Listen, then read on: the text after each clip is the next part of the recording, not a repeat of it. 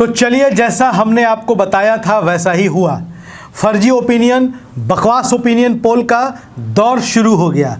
दरअसल कुछ ही दिनों पहले हमने एक वीडियो बनाया था और उसमें बताया था कि लोकसभा चुनाव से ठीक पहले इस देश की कुछ जो मीडिया एजेंसियां हैं, कुछ सर्वे एजेंसियां हैं, वो मिलकर फर्जी ओपिनियन पोल्स का दौर शुरू करेंगी।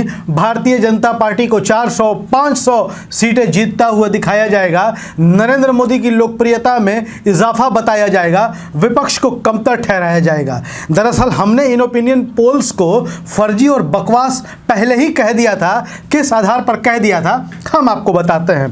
दरअसल देश की बड़ी जाना माना सा न्यूज चैनल है इंडिया टीवी और CNX ने ओपिनियन पोल किया और देश के अलग अलग राज्यों के वो ओपिनियन पोल्स बता रहे हैं कि किस राज्य में कितनी सीटें किसको आने जा रही हैं। सबसे पहले बता दें कि इंडिया टीवी CNX अपने ओपिनियन पोल में बिहार को लेकर क्या कहता है।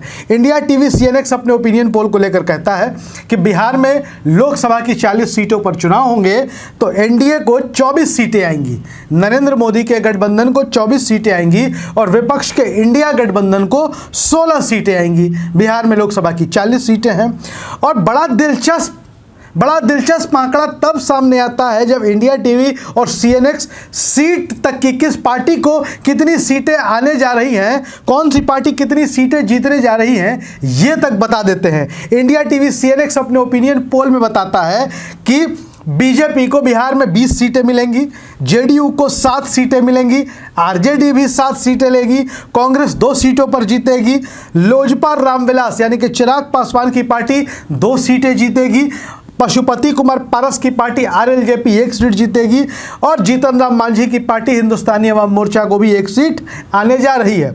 अब देखिए, बड़ी मज़ेदार बात है, किसी को नहीं पता कि बिहार में RJD और JDU कितनी सीटों पर लड़ेगी और कहां कहां लड़ेगी, कांग्रेस कितनी सीटों पर लड़ेगी, कहां कहां लड़ेगी। मतलब इंडिया गठबंधन का भी कोई परिदृश्य सामने आया ही नहीं अभी तक और NDA में भी तय नहीं है कि कौन कहां किस सीट पर लड़ेगा, कितनी कितनी सीटों पर कौन लड़ेगा। लेकिन ओपिनियन पोल आपके सामने बता दे रहा है कि वो 2 जीतेंगे, वो 4 जीतेंगे। अब इससे फर्जी और बकवास ओपिनियन पोल क्या हो सकता है। अब बताइए ना, उपेंद्र कुशवाहा इसमें कहाँ गए? उनकी पार्टी राष्ट्रीय लोक जनता दल NDA की पार्टनर है, राष्ट्रीय जनतांत्रिक गठबंधन का सहयोगी दल है, उनके बारे में कोई जिक्र ही नहीं है। क्या उपेंद्र कुशवाहा कोई सीट नहीं जीतेंगे?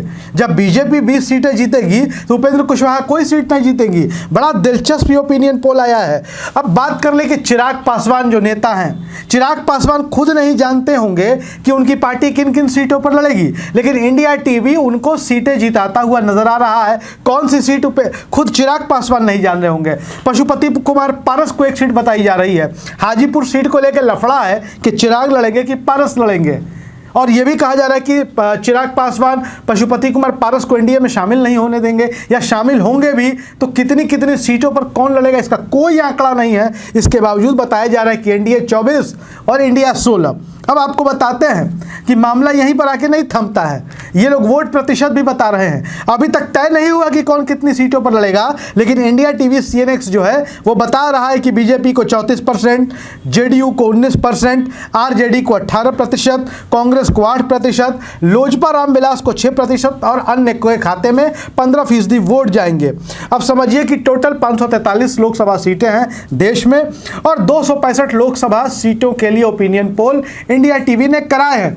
हम इन तमाम 265 सीटों के जो आंकड़े आए हैं उनको खारिज करते हैं सिर्फ बिहार के आधार पर, जहां सीटें तय नहीं हैं, उम्मीदवार तय नहीं हैं, किस आधार पर कह सकते हैं कि किसको कितनी सीटें आएंगी। लिहाजा हमने अपने वीडियो में पहले ही कहा था कि जैसे जैसे चुनाव नजदीक आएंगे फर्जी और बकवास ओपिनियन पोल आपके सामने आएंगे और यही ओपिनियन पोल आपके सामने है।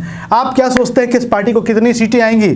अपने विचार कमेंट बॉक्स में जरूर रखिए और साथ ही हमारे वीडियोस को शेयर करिए। धन्यवाद।